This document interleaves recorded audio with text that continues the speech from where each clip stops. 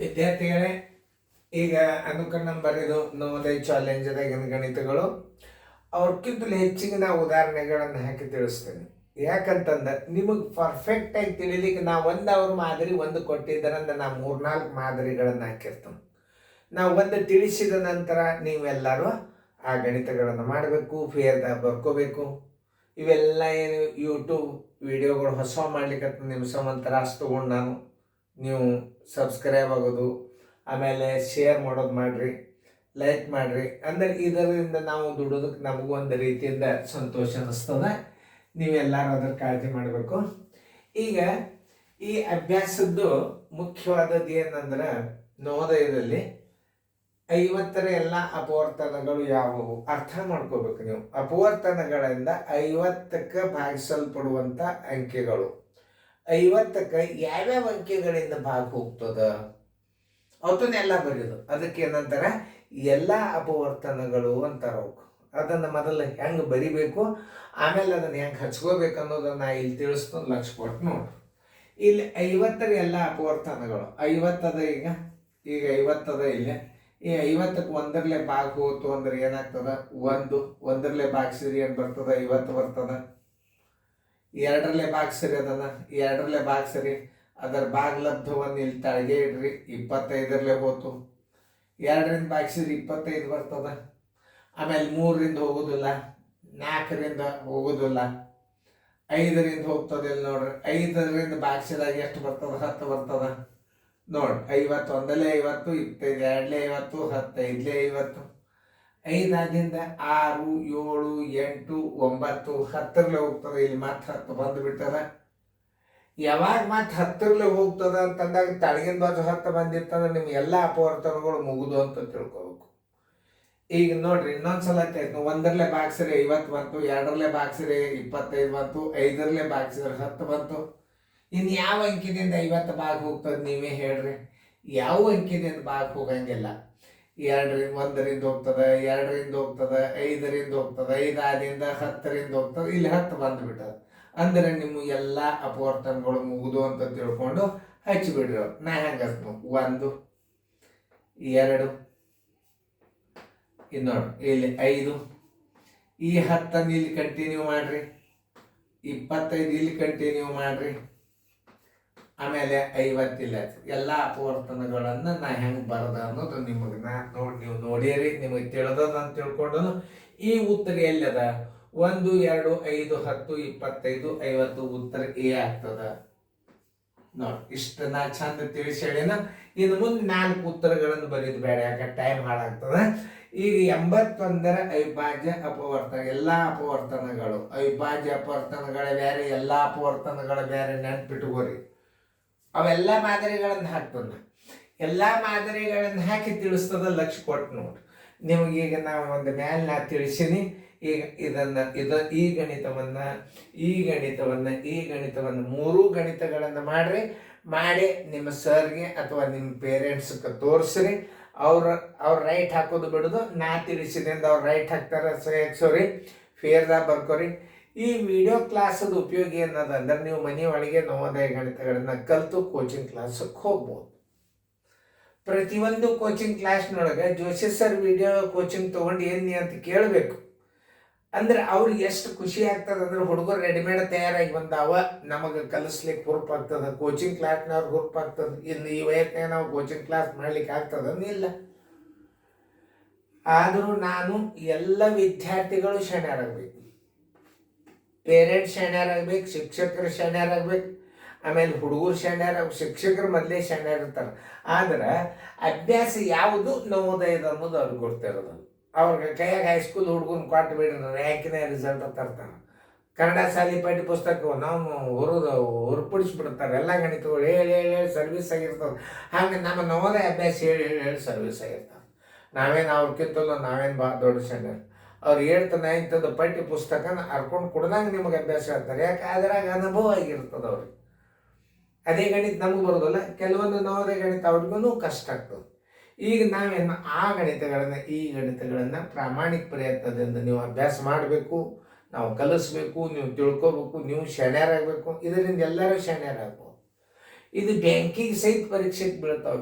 ಈ ಕೋಚಿಂಗ್ಗಳು, ಈ ವಿಡಿಯೋಗಳು ನಿಮ್ಮ ಕೋಚಿಂಗ್ ಕ್ಲಾಸ್ ಮುಗಿದ್ರು ಸಹಿತ ವಿಡಿಯೋಗಳು ಮುಗಿದಲ್ಲ ನಾನು. ಯಾಕಂದ್ರೆ ನಾನು ಮಾಡಿ ಸ್ಟೋರ್ ಮಾಡಿ ಇಟ್ಟುಬಿಟ್ಟನ್ನ 3 ಕಂಪ್ಯೂಟರ್ ಅಭ್ಯಾಸ ತುಂಬಿದ, 5 TV ಅಭ್ಯಾಸ ಅದ. ನೀವು ವಿಚಾರ ಮಾಡಿರಿ, ಅಷ್ಟು ಕಲೀರಿ. ಬ್ಯಾಂಕ್ನಾಗ ಕಣ್ಣು ಮುಚ್ಚಿ ನೌಕರಿ ಆಗ್ತದೆ, ಹೈಸ್ಕೂಲ್ ಟೀಚರ್ ಆಗ್ತದೆ, ಎಲ್ಲ ಆಗ್ತವೆ. ಈಗ ನಾನು ತಿಳಿಸಿ ಹೇಳಿನಿ 81 ನೀವು ಮಾಡಿರಿ ಅಂತ ತಿಳ್ಕೊಂಡು ಈಗ ವಿಡಿಯೋ ಮ್ಯೂಟ್ ಮಾಡ್ಬೇಕು. ನೀವು ವಿಡಿಯೋ ಮ್ಯೂಟ್ ಮಾಡಿ ಇದನ್ನ ಬಿಡಿಸ್ಬೇಕು. ಓಕೆ, ಎಲ್ಲರೂ ಕಿಡ್ ನೋಡ್ರಿ. 81ಕ್ಕೆ 1ರಲ್ಲೇ ಬಾಕ್ಸರಿ 81 ಬಾತ್, 2ರಲ್ಲೇ ಹೋಗೋದಲ್ಲ, 3ರಲ್ಲೇ ಹೋಗ್ತದೆ.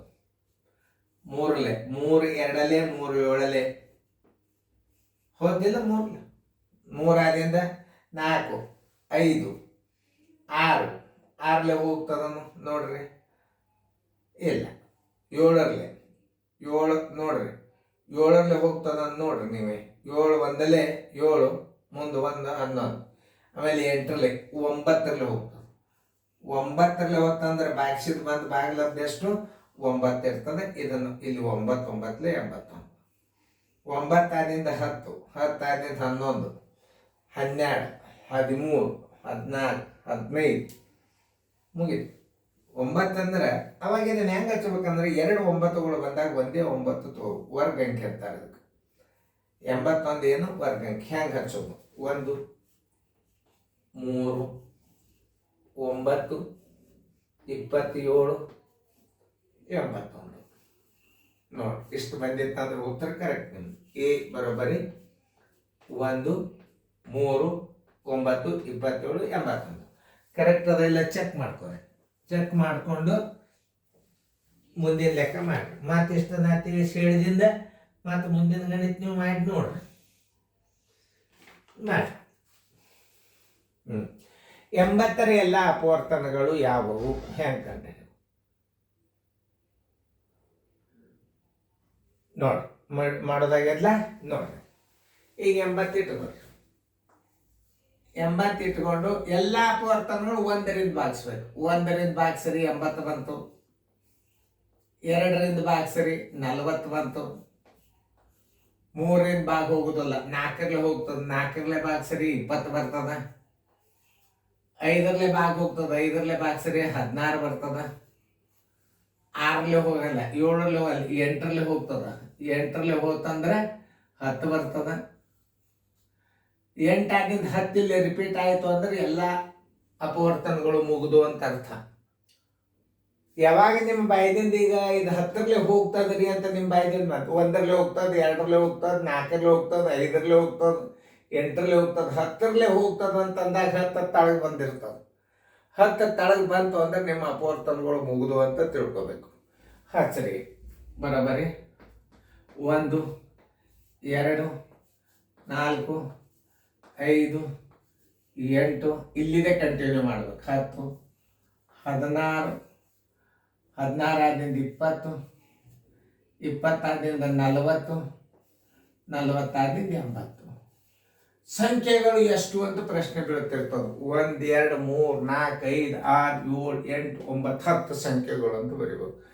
ನಾ ಮುಂದಿನ ಅಭ್ಯಾಸವನ್ನು ಅಡ್ವಾನ್ಸ್ ಹೇಳ್ತಿರ್ತಿರ್ತಾನೆ, ಬೀಳುತ್ತದೆ ಮುಂದಿನ. ಎಲ್ಲ ಅಪವರ್ತನಗಳ ಸಂಖ್ಯೆ ಎಷ್ಟು ಅಂತ ಕೇಳಿಬಿಡ್ತಾನೆ. ಅವಾಗ ಏನು ಮಾಡ್ತೀರಿ ನೀವು? ಎಲ್ಲ ಅಪವರ್ತನಗಳ ಸಂಖ್ಯೆ ರೀ ಬಡ ಎಣಿಸ್ರಿ. 1 2 3 4 5 6 7 8 9 10 ಅಂತ. Very good.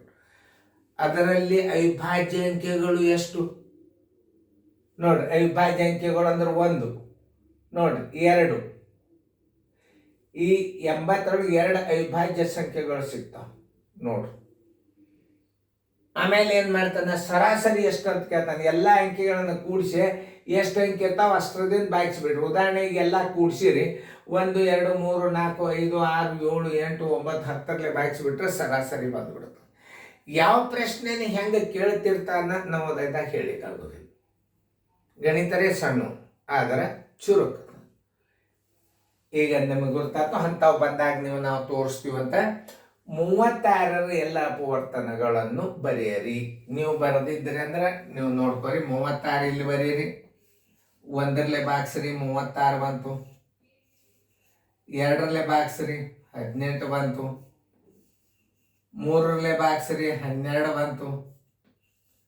4 ಬಾಗಿಸ್ರಿ, 4 9 36, 9 ಬಂತು. ಅದರ ಬಾಗಿಲಂದು ತೆಳಗೆ ಇಡ್ಬೇಕು. ಅಂದ್ರೆ ಮತ್ತೆ ಅಪವರ್ತನಗಳು ಮತ್ತೊಂದ್ಸಲ ಹೊಳ್ಳಿ ನೀವು ಬಾಗಿಸ್ಲಿಕ್ಕೆ ಬರೋದಿಲ್ಲ. ಯಾಕಂದ್ರೆ ಅದು ತೆಳಗೆ ಉತ್ತರ ಹೇಳ್ತದೆ. 9 ಅಂದೆ ಅಂದ್ರೆ ಇಲ್ಲಿ ತೆಳಗೆ ಬಂದಿರ್ತದೆ. 4 ಆದಿಂದ 5, 6, 6 ತೆಳಗೊಂದು 6, 2 6 ಬಂದು ಅಂದ್ರೆ ಏನು ತಿಳ್ಕೊಬೇಕು? ವರ್ಗ ಸಂಖ್ಯೆ ಅದ ಅಂತ ತಿಳ್ಕೊಬೇಕು. ಪ್ರತಿಯೊಂದು ವರ್ಗ ಸಂಖ್ಯೆದ 2 ಅಂಕಿ ಬಂದು ಅಂದ್ರೆ ಅದು ವರ್ಗ ಸಂಖ್ಯೆ. ಎಲ್ಲ ಅಪವರ್ತನಗಳನ್ನು ಕಂಡು ಹಿಡಿಯುವಾಗ 2 ಅಂಕಿಗಳು ಬಂದು ಅಂದ್ರೆ ಅದೇ ಅಂಕಿನೇ ಬಂತಂದ್ರೆ ಬಂದ ಅಂಕಿನೇ ಹೊಳ್ಳಿ ಬಂತಂದ್ರೆ ಇದು ವರ್ಗ ಸಂಖ್ಯೆ ಅದ ಅಂತ ತಿಳ್ಕೊ. 6 ಆದಿಂದ ಏನು? 7 ಹೋಗಂಗಿಲ್ಲ, 8ರಲ್ಲಿ ಹೋಗಂಗಿಲ್ಲ, 9ರಲ್ಲಿ ಹೋಗ್ತದೆ. ಇಲ್ಲಿ ಅದ ಅಂದ್ರೆ ನಿಮ್ಮ ಎಲ್ಲ ಅಪವರ್ತನಗಳು ಮುಗಿದು ಅಂತ ತಿಳ್ಕೊ. ಉತ್ತರ ಬರೋಬ್ಬರಿ 1 2 3 4, ಒಂದೇ 6 ತಗೋರಿ. ಆಮೇಲೆ 9 ಕಂಟಿನ್ಯೂ ಮಾಡ್ರಿ.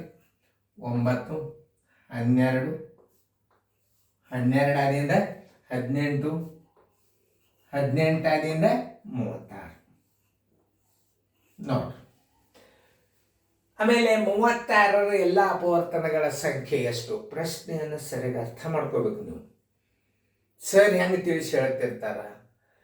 ಎಲ್ಲ 36 ಅಪವರ್ತನಗಳ ಸಂಖ್ಯೆ ಎಷ್ಟು? ಅವಿಭಾಜ್ಯ ಅಪವರ್ತನಗಳ ಸಂಖ್ಯೆ ಎಷ್ಟು? ಎಲ್ಲ ಸಂಖ್ಯೆಗಳು ಎಷ್ಟು? ಇಷ್ಟೇ ಪ್ರಶ್ನೆನ. ಎಲ್ಲ ಸಂಖ್ಯೆಗಳು ಅಂದರೆ ಎಷ್ಟದು? 1 2 3 4 5 6 7 8 9. ಅವಿಭಾಜ್ಯ ಅಪವರ್ತನಗಳು ಎಷ್ಟು? 2 3. ಇವು ಅವಿಭಾಜ್ಯ ಅಪವರ್ತನಗಳು 2. ಉಳಿಕೆದೆಲ್ಲ ಭಾಜ್ಯ ಅಪವರ್ತನಗಳು. ಸಂಖ್ಯೆಗಳು ಎಷ್ಟು? 1 2 3 4 5 6 7 8 9 ಅಂತಂದ. ಸರಾಸರಿ ಎಷ್ಟು? ಇವುಗಳ ಮೊತ್ತಕ್ಕೆ 9ರಿಂದ ಬಾಯಿಸಿ ಬಂದು ಉತ್ತರಕ್ಕೆ ಸರಾಸರಿ ಅಂತ ಇಷ್ಟು ತಿಳಿಸ. ಈ ಅಭ್ಯಾಸನ ನೀವು ಸರಿಯಾಗಿ 1 ಸಲ 2 ಸಲ TV ಒಳಗೆ ನೀವು ದೊಡ್ಡ ಸ್ಕ್ರೀನ್ದಾಗ ನೋಡಿ ಬಿಟ್ರಿ, ಸುಮ್ಮನೆ ನೀವು TV ನೋಡ್ಕೊತ ಕೂಡೋದ್ರಿಂದ ಗಣಿತಗಳು ರಿವಿಷನ್ ಆಗಿಬಿಡ್ತಾವೆ. ಒಂದು ನೋಟ್ಬುಕ್ ತೊಗೊಂಡು ಬಡ ಬಿಡು, ಆ ಸ್ಕ್ರೀನ್ದಾಗ ಬಂದುಬಿಡ್ತದೆ. ದೊಡ್ಡ ಆಂಡ್ರಾಯ್ಡ್ TV ಒಳಗೆ ಬಂದುಬಿಡ್ತದೆ. ಜೋಶಿ ಕೋಚಿಂಗ್ ಕ್ಲಾಸ್ ಸಿಂದಗಿ ಅಂತ ಟೈಪ್ ಮಾಡಿಬಿಟ್ರಿ ಅಂದ್ರೆ ನಿಮಗೆ ಯೂಟ್ಯೂಬ್ ಬಂದುಬಿಡ್ತದೆ. ಆರಾಮಾಗಿ ಸ್ಟಡಿ ಮಾಡ್ಬೋದು. ಆಮೇಲೆ ಕೋಚಿಂಗ್ ಕ್ಲಾಸ್ನಾಗ ಅಭ್ಯಾಸ ಮುಗಿಸ್ಕೊಂಡು ಬಂದು ಮನೆಯೊಳಗೆ ಒಂದು 2 ತಾಸು ರಿವಿಷನ್ ಮಾಡಿರಿ. ಗದ್ಯ ಭಾಗ ಬರ್ತಾವ, ರೀಸ್ನಿಂಗ್ ಬರ್ತಾವ, ಎಲ್ಲ ಯೂಟ್ಯೂಬ್ದಾಗೆ ಬರ್ತಾವೆ. ಅದಕ್ಕೆ ರಿಜಿಸ್ಟರ್ ನಂಬರ್ ಇರ್ತದೆ. ಆ ನಂಬರ್ ತೆಗೆದ್ರಾತು ನೀವು ಇನ್ನೊಂದು ಸ್ವಲ್ಪ ಯೂಟ್ಯೂಬ್ ಮ್ಯಾಲೆ ಸರ್ಸೋದು ಅಷ್ಟೇ ತ್ರಾಸು. ಆಮೇಲೆ ಬುದ್ಧಿ ಸಾಮರ್ಥ್ಯ, ರೀಸ್ನಿಂಗ್, ವಿಜಾತಿ ಪದ, ಕ್ರಮ ಮುಂದೇನು ಬರ್ಬೋದು, ಆಮೇಲೆ ಕಟ್ಟಾದ ಆಕೃತಿ ಎಲ್ಲ ರೆಕಾರ್ಡಿಂಗ್ ಆಗ್ಲಿಕ್ಕತ್ತವ. ನೀವು ಲಕ್ಷ್ಯ ಕೊಟ್ಟು ನೋಡ್ರಿ. ಎಲ್ಲರೂ ಮನೆ ಹಾಕೋತ ನೀವು ವಿಜನ್ ಮಾಡಿ ಬೇಕಾದ ಶಾಲೆಗೆ ಹೋಗ್ಬೋದು ನೀವು. ಅದರ ಗೌರ್ಮೆಂಟ್ ಶಾಲೆ ಶಿಕ್ಷಕರಂತೂ CET ಪಾಸ್ ಆಗಿ ಬಂದಿರ್ತಾರೆ. ಇಂಥ ಬುದ್ಧಿ ಸಿಕ್ತಂದ್ರೆ ಅವ್ರಿಗೆ ನಿಮ್ಮನ್ನು ಗೌರ್ಮೆಂಟ್ ಪ್ರೈಮರಿ ಸ್ಕೂಲ್ದಾಗ ರಿಸಲ್ಟ್ ಮಾಡಲಿಕ್ಕೆ ಇದೊಂದು ದೊಡ್ಡ ಸಂಪತ್ತಿದು ಎಲ್ಲರಿಗೂ. ನನ್ನ 30 ವರ್ಷದ ಅನುಭವಗಳನ್ನು ನವೋದಯದ ಅಭ್ಯಾಸ ಹೇಳಿಕತ್ತನು ಉಪಯೋಗ ತಗೋರಿ. ಚೆಂದಂಗೆ ಬರ್ಕೋರಿ. ಫೇರ್ದಾಗ ನೋಡ್ರಿ, ಹೇಳಾಗ ತಿಳಿಸ್ಕೊಟ್ಟು ನೋಡುತ್ತೆ. ನಾನು ತಿಳಿಸಾಗ ಲಕ್ಷ್ಯ ಕೊಟ್ಟು ನೋಡ್ರಿ, ಫೇರ್ದಾಗ ಬರ್ಕೋರಿ, ಸಬ್ಸ್ಕ್ರೈಬ್ ಆಗಿರಿ.